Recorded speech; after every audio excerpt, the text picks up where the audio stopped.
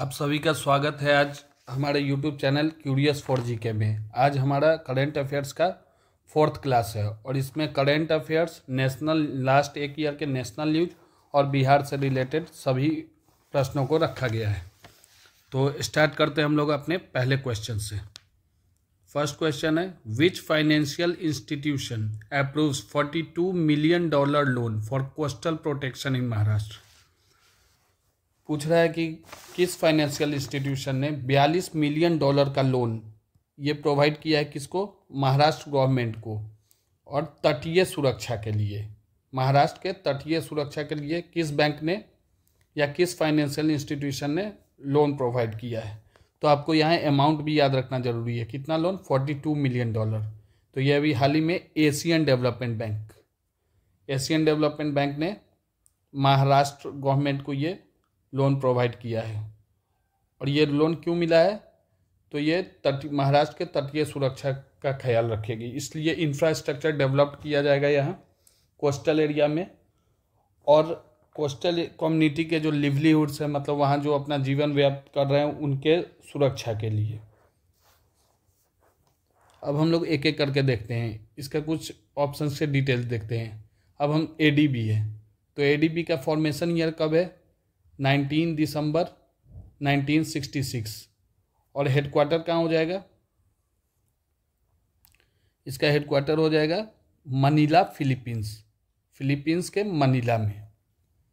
वही world bank का स्थापना जो है 1945, और इसका हेडक्वार्टर आपको पता है, जितना पैसा से रिलेटेड है, मुद्रा से रिलेटेड जितना भी उसका जो ज़्यादातर हेडक्वार्टर है वाशिंगटन डीसी। और वर्ल्ड बैंक के अभी अध्यक्ष कौन है? तो ये भारतीय मूल के अजय बंगा है। आईएमएफ का भी फॉर्मेशन ईयर 1945, और इसके जो अध्यक्ष हैं अभी, चीफ कौन है? क्रिस्टलिना जॉर्जीवा हो जाएगी। लेकिन आपको आईएमएफ से जो एक इम्पोर्टेंट फैक्ट याद रखना है, आईएमएफ इसकी जो डेप्यूटी मैनेजिंग डायरेक्टर है वो तो क्रिस्टलिना जॉर्जीवा जो बुल्गारिया की है, ये तो मैनेजिंग डायरेक्टर है। ये डेप्यूटी मैनेजिंग डायरेक्टर जो है, डेप्यूटी मैनेजिंग डायरेक्टर, ये कौन हो जाएगी? भारतीय मूल की गीता गोपीनाथ। ये क्वेश्चन आने का चांस बहुत बनता है, इसलिए मैंने ये फैक्ट बता दिया है। एसबीआई का formation year 1955। Imperial bank of India को नेशनलाइज करके स्टेट बैंक ऑफ इंडिया नाम दिया गया था 1955 में। तो सारे फैक्ट्स क्लियर हो गए होंगे। और एडीबी के जो चीफ हो जाएंगे, एडीबी के कौन है चीफ? तो ये हो जाएंगे मसात्सुगु। एडीबी के मैं यहाँ लिख देता हूँ, मसात्सुगु आशाकावा। तो ये सारे फैक्ट्स आपको याद रखने हैं दोस्तों। ये क्वेश्चन अक्सर एग्जाम में देखने को मिल जाता है। नेक्स्ट क्वेश्चन है हमारा, who won Sahitya Akademi award for English language in 2024। ये भारत में कोई भी पीसीएस एग्जाम का ये फेवरेट क्वेश्चन है, साहित्य अकादमी अवार्ड। ये साहित्य अकादमी पुरस्कार किस क्षेत्र में दिया जाता है? तो एक्सीलेंस इन लिटरेरी वर्क्स। अब कितने भाषाओं में ये दिया जाता है? किसी भी भाषा में कोई भी उच्च कार्य के लिए दिया जाता है, यूनिक आर्ट वर्क के लिए दिया जाता है। तो साहित्य अकादमी अवार्ड कितने भाषा? सबसे पहले साहित्य अकादमी पुरस्कार का ये कब से देना शुरू हुआ? तो 1955 से। 1955 में साहित्य अकादमी अवार्ड का स्थापना हुआ, उस समय से यह पुरस्कार दिया जा रहा है। और ये कितने भाषाओं के लिए दिया जाता है? तो 24 भाषाओं को। 24 भाषाओं में दोस्तों एक एक चीज़ याद रखना जरूरी है। 24 लैंग्वेज में जो हमारे हमारे संविधान के जो 8वें सूची में कितनी भाषा है? तो 22 भाषाओं में दिया जाता है, और 2 अतिरिक्त है, एक राजस्थानी के लिए और एक इंग्लिश के लिए।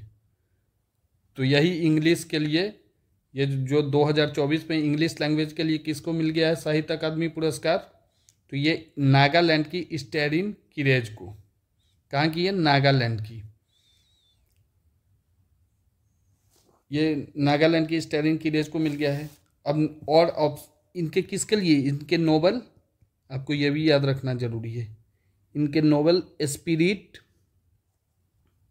नाइट्स के लिए,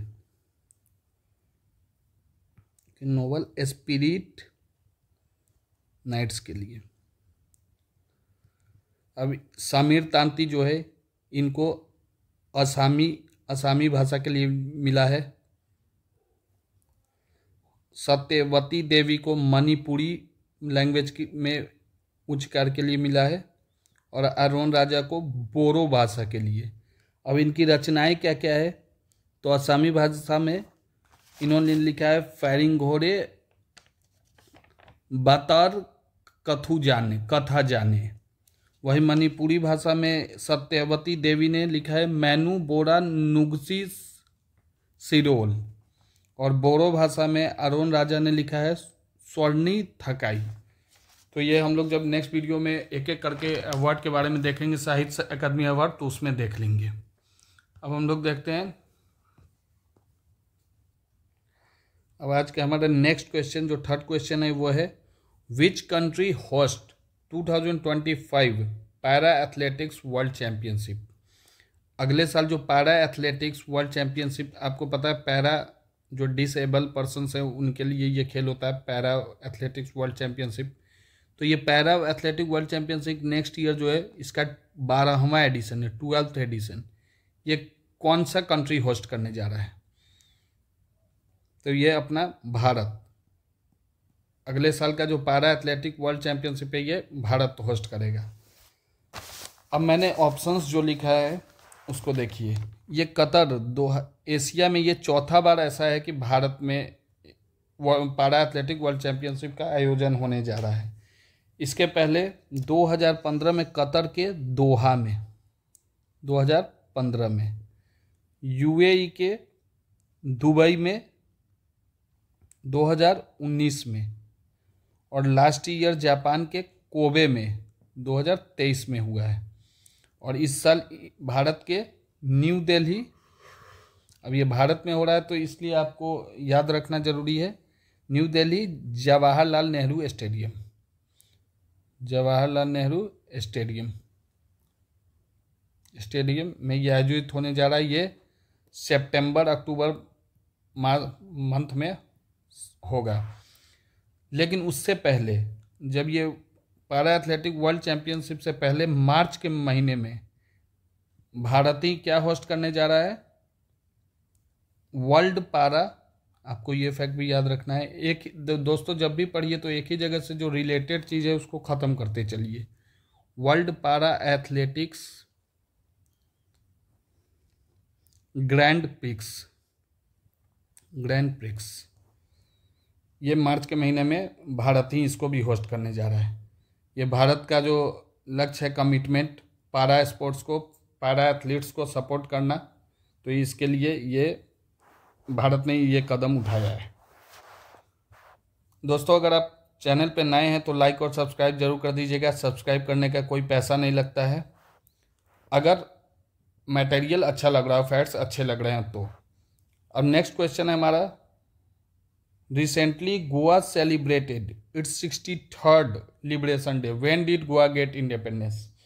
अभी जो गोवा है ये अपना 63वां मुक्ति दिवस मना रहा है। तो गोवा इंडिपेंडेंट कब हुआ था, स्वतंत्र कब हुआ था? तो जहाँ तक हम लोग गोवा को जानते हैं, सबसे पहले भारत में जो यूरोपियंस आए थे, यूरोपियन ट्रेडर्स, ये गोवा में ही आए थे। वास्को डी गामा कब आया था गोवा? 1498। और सबसे लास्ट में जो हम लोग से गोवा ही आज़ाद भी हुआ, कब हुआ था? तो ये 19 दिसंबर 1961 पुर्तगाल से। तो आपको कुछ फैक्ट्स याद रखने हैं। सबसे पहले तो यह याद रखना है कि गोवा इंडिपेंडेंट कब हुआ था, तो 19 दिसंबर 1961। अब देखिए दोस्तों, आप जहाँ भी 19 दिसंबर पढ़िए आपको अपने आप याद आना चाहिए एशियन डेवलपमेंट बैंक 19 दिसंबर 1966। मतलब मन में इतना आना चाहिए। 19 दिसंबर 1961 को गोवा आज़ाद हुआ।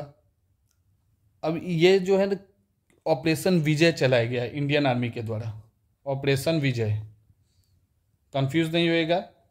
कारगिल के लड़ाई में भी ऑपरेशन विजय ही चलाया गया था, तो ऑपरेशन विजय चलाया गया था। और इसके ये कितने देर का ऑपरेशन था? महज 36 घंटे लगे थे गोवा को पुर्तगाल से आज़ाद कराने के लिए। इसके पीछे का कहानी है, जब नेहरू जी गए बात करने पुर्तगाली गवर्नर से कि गोवा को अब आज़ाद करो, हम लोग आज़ाद हो गए हैं, तो उसने बोला कि ब्रिटिश ने आज़ाद कर दिया है, हम लोग अभी आज़ाद नहीं करेंगे। तो इंडियन आर्मी ने ऑपरेशन विजय चलाया और महज 36 घंटे में पुर्तगालियों ने गोवा को खाली कर दिया। अब इसमें एक नाम बहुत इंपॉर्टेंट है, इसके फ्रीडम फाइटर एक थे, फ्रीडम फाइटर, जो क्वेश्चन बन सकता है, आपके एग्जाम का पार्ट बन सकता है। आपको बहुत बार लगेगा कि ये फैक्ट तो हम कहीं पढ़े ही नहीं, तो क्वेश्चन आ गया। तो ये देख लीजिए, मोहन रानाडे, आपको याद रखना है, मोहन रानाडे इसके फ्रीडम फाइटर थे। इनको 14 साल के लिए जेल भी हुआ था। तो आपसे पूछेगा कि गोवा के लिबरेशन में कौन से फ्रीडम फाइटर ने गोवा को आज़ाद करने के लिए सपोर्ट किया था, तो मोहन रानाडे ऑप्शन हो जाएगा। नेक्स्ट क्वेश्चन है, which telecom becomes first to provide, which telecom operator, यहाँ मिस हो गया है, which telecom operator becomes first to provide mobile services in Jammu and Kashmir border villages. अब कौन सा पहला ऐसा प्राइवेट टेलीकॉम ऑपरेटर बना है जिसने जम्मू और कश्मीर और पाकिस्तान के जो बॉर्डर विलेजेज हैं पीओके के, वहाँ मोबाइल सर्विस शुरू किया है? तो ये भारतीय एयरटेल, इंडियन एयरटेल ऐसा कंपनी बना है। और 7 गांव में ये मोबाइल सर्विस प्रोवाइड कराई जा रही है।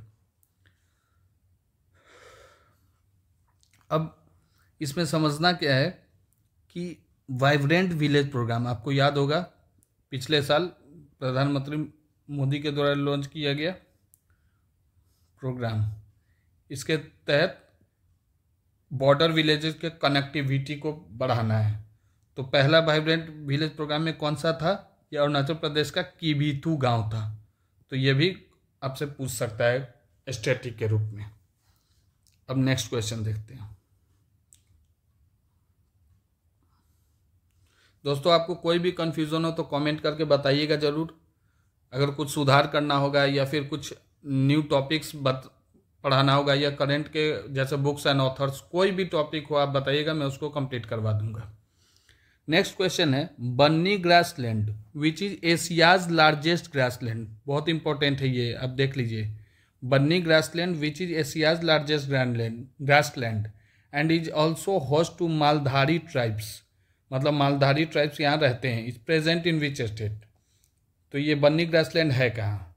ये गुजरात के कच्छ में, गुजरात के कच्छ डिस्ट्रिक्ट में। एशिया का सबसे बड़ा ये घास का मैदान है।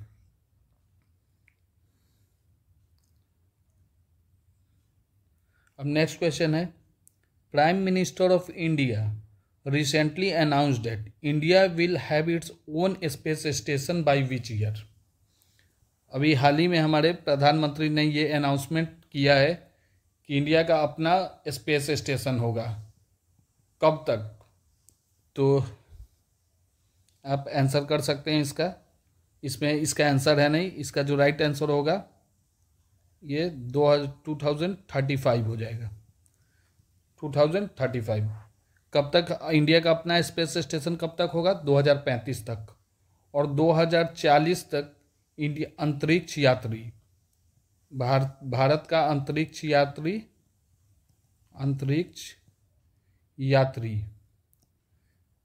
या एस्ट्रोनॉट ये कहाँ जाएगा? मून पर, चंद्रमा पर जाएगा। तो ये मिशन रखा गया है। कब तक है? 2040 तक कोई अंतरिक्ष यात्री चंद्रमा पर जाएगा और 2035 तक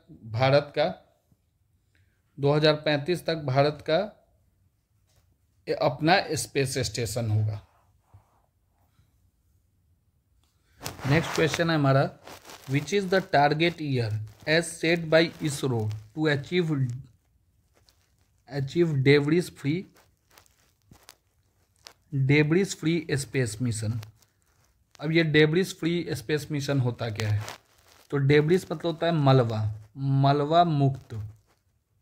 मलबा मुक्त स्पेस स्टेशन। अब ये मलबा होता क्या है, स्पेस के मलबा क्या होते हैं? अब जैसे ये अंतरिक्ष के स्पेस जंक, मतलब अंतरिक्ष के जो जंक होते हैं, या अंतरिक्ष के प्रदूषण, या अंतरिक्ष वेस्ट, जो वेस्ट मतलब जो काम का चीज़ नहीं है, और ये ज़्यादातर ह्यूमन मेड ऑब्जेक्ट ही होते हैं जो अंतरिक्ष में तैरते रहते हैं और अब इनका कोई उपयोग नहीं है।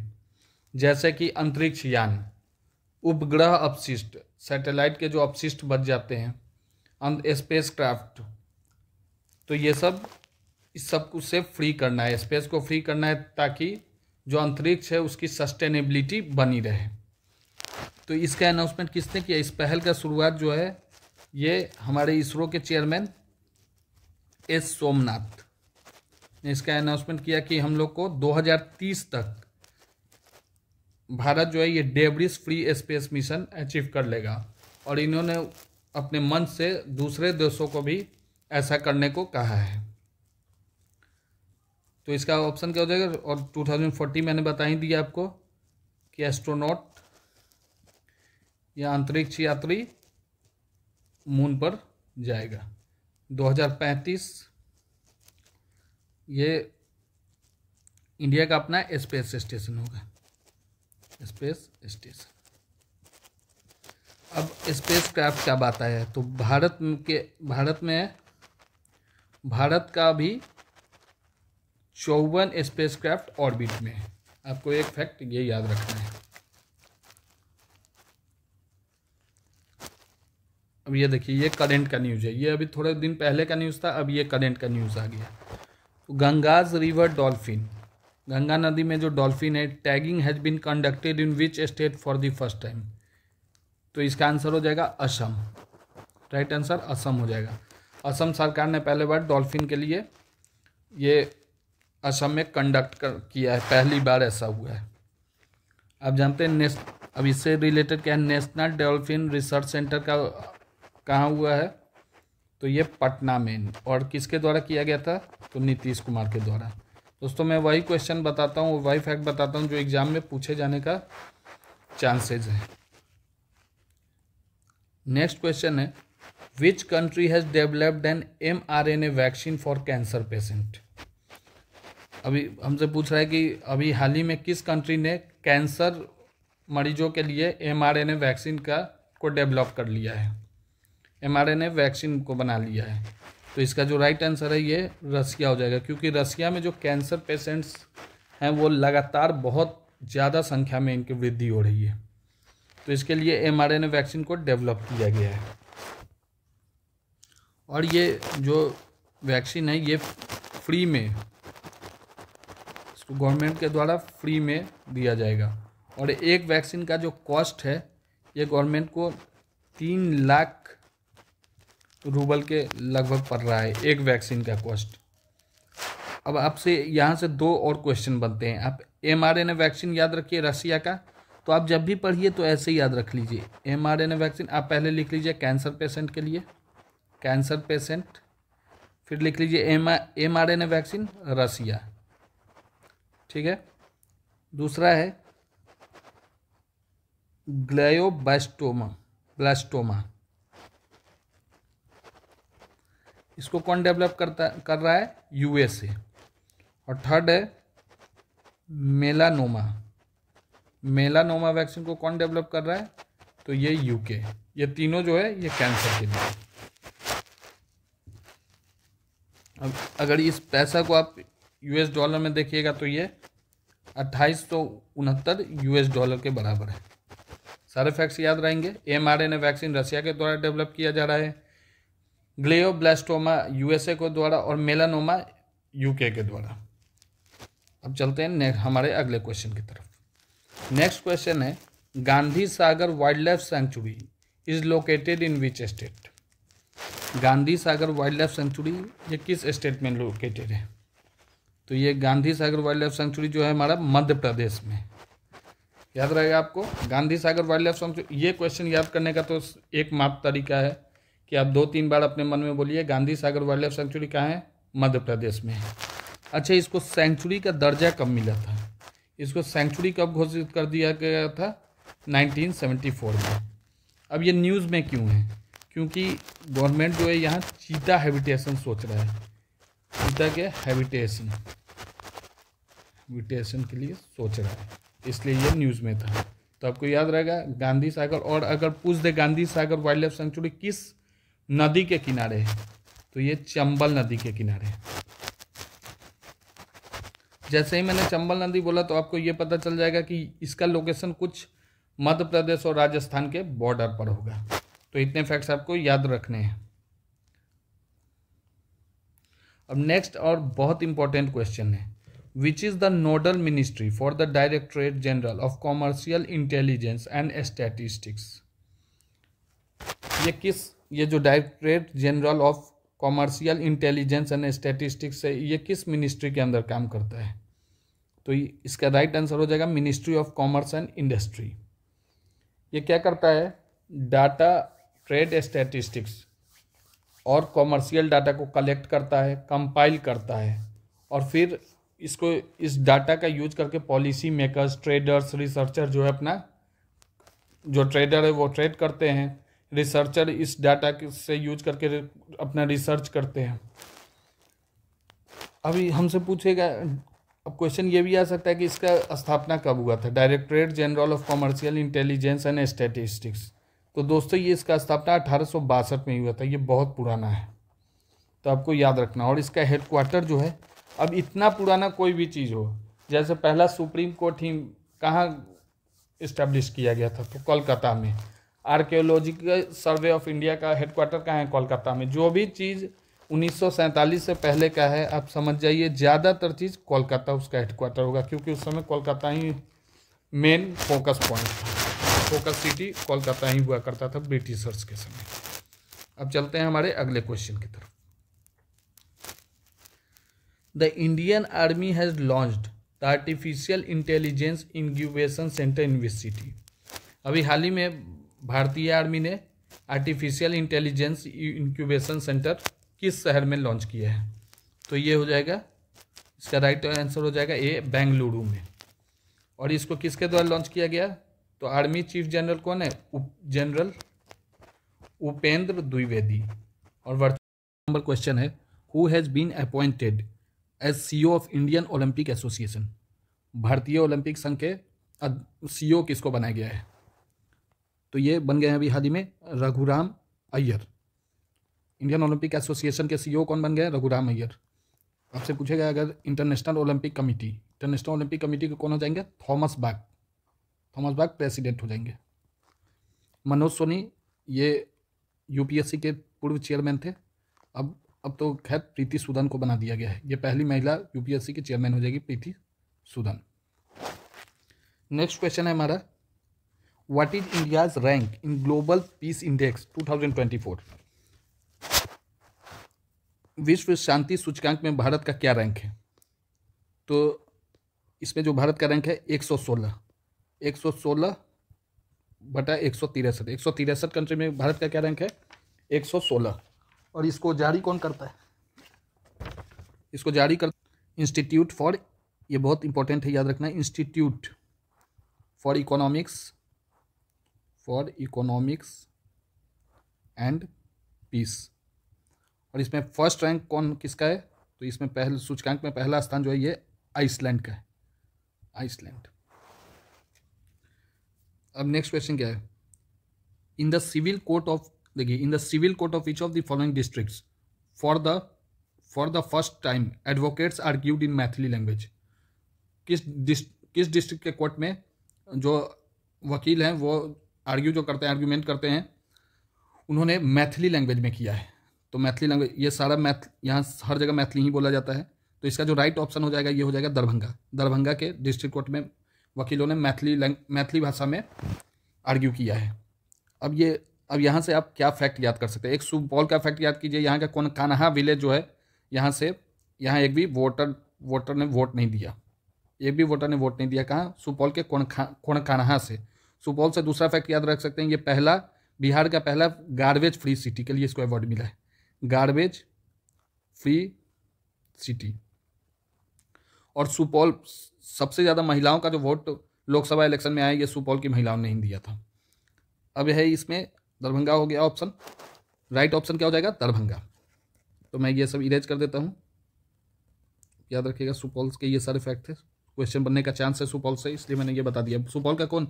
खोनकान्हा गांव, याद रखना है। नेक्स्ट क्वेश्चन है, which is the only player from Bihar to be selected for Paris Olympics 2024। अभी जो बीपीएससी प्री हुआ है, इसमें ये क्वेश्चन आया भी हुआ था। तो इसका जो राइट आंसर हो जाएगा, ये हो जाएगा श्रेयसी सिंह। और ये कहाँ से बिलोंग करती है? तो गिद्धौर जमुई जिले, और ये जमुई कॉन्स्टिट्यूएंसी से ही एमएलए है 2020 इलेक्शन, बिहार लेजिस्लेटिव असेंबली में, श्रेयसी सिंह।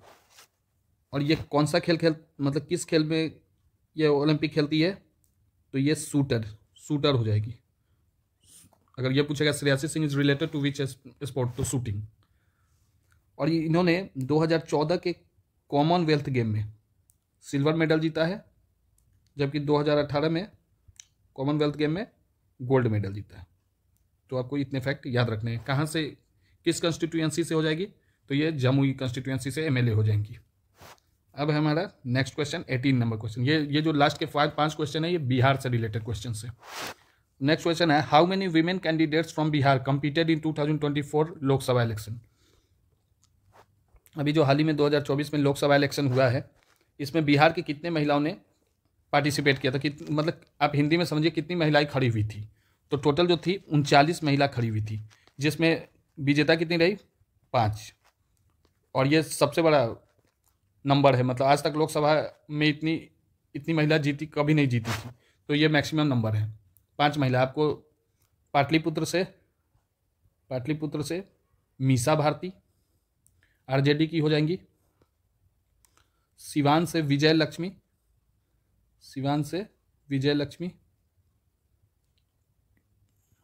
इन्होंने शाहबुद्दीन की पत्नी को हराया है। उसके बाद समस्तीपुर से शांभवी चौधरी, ये लोजपा से हो जाएंगी। वही वैशाली से वीना देवी, और लास्ट ये लवली आनंद। आपको कमेंट सेक्शन में बताना है कि ये किस कंस्टिट्यूएंसी से जीती थी। नेक्स्ट क्वेश्चन है, how many crores of rupees have been allocated by Bihar government for smart city mission in Bihar budget 2024-25। Smart city mission के लिए बिहार को कितना रुपया आवंटित किया गया है? तो इसका जो राइट आंसर हो जाएगा, ये हो जाएगा 640 crore. Option A is right. इसको एक लाइन में आपको याद रखना है कि स्मार्ट सिटी मिशन, बिहार के स्मार्ट सिटी मिशन के लिए कितने रुपये आवंटित किए गए हैं? तो 640 करोड़ रुपये। और अगर जब हम लोग बजट और इकोनॉमी सर्वे जब पढ़ेंगे, तो इन सारे टॉपिक्स को डिटेल में देखेंगे। आज का हमारा लास्ट क्वेश्चन है, an exhibition of Mithila paintings was held at the G20 conference in 2023. By whom was this painting made? An exhibition of Mithila paintings. तो मिथिला पेंटिंग्स G20 कॉन्फ्रेंस में इसको दिखाया गया था एग्जीबिशन में। तो ये किसके द्वारा ये पेंटिंग किया गया था? तो ये इसका आंसर हो जाएगा, राइट आंसर, शांति देवी। ये मधुबनी की लहरियागंज की रहने वाली हो जाएंगी, लहरियागंज की रहने वाली हैं। अच्छा, जब मिथिला पेंटिंग का बात आया तो आप याद रखिए, इससे क्वेश्चन आ सकता है, फादर ऑफ मिथिला पेंटिंग किसको बोला जाता है? मिथिला पेंटिंग के, मधुबनी पेंटिंग के जनक, मिथिला या मधुबनी कोई कह लीजिए, मधुबनी पेंटिंग के जनक किसको बोला जाता है? मधुबनी पेंटिंग के जनक किसको बोला जाता है? तो ये जगदीश चंद्र झा।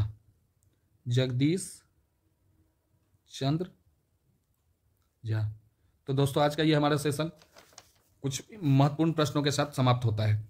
अगर आपको वीडियो अच्छा लगा तो लाइक और सब्सक्राइब जरूर कर दीजिएगा और बेल आइकन को प्रेस कर दीजिएगा। तब तक के लिए जय हिंद, मिलते हैं नेक्स्ट वीडियो में।